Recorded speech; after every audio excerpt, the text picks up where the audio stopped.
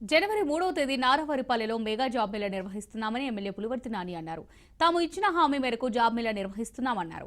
ఎన్నికల ముందు చంద్రగిరిలో నిరుద్యోగుల సమస్య తీరుస్తామని హామీ ఇచ్చామని ఆయన గుర్తు చేశారు. ఈ సందర్భంగా యువతకు ఉద్యోగాల కల్పన కోసం రాష్ట్ర ప్రభుత్వం కృషి చేస్తుందని నాని అన్నారు. ఏపీ స్టేట్ స్కిల్ డెవలప్మెంట్ ఆధ్వర్యంలో 20 కంపెనీలతో మెగా జాబ్ మేళాను నిర్వహిస్తున్నామని, నిరుద్యోగులు వాటిని సద్వినియోగం చేసుకోవాలని సూచించారు. అనంతరం తాను మాటలు చెప్పి తప్పుకునే ఎమ్మెల్యే కాదన్నారు.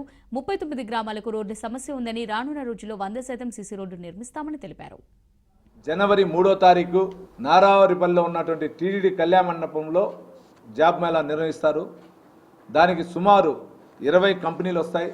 దీంట్లో సాఫ్ట్వేర్ కంపెనీలు ఒక 2, జెన్పాక్ట్, టెక్ వర్క్స్ అని, అదేవిధంగా బీపీఓస్ 3, దానికి ఆస్టివా solution private limited, just dial, cool man service అని, అదేవిధంగా టీసీటీకి సంబంధించినటువంటి Isuzu motors India limited, wheels India limited, Dixon technologies, Apache footwear and private limited, Amara Raja group, Amara Raja engineering and mobility limited.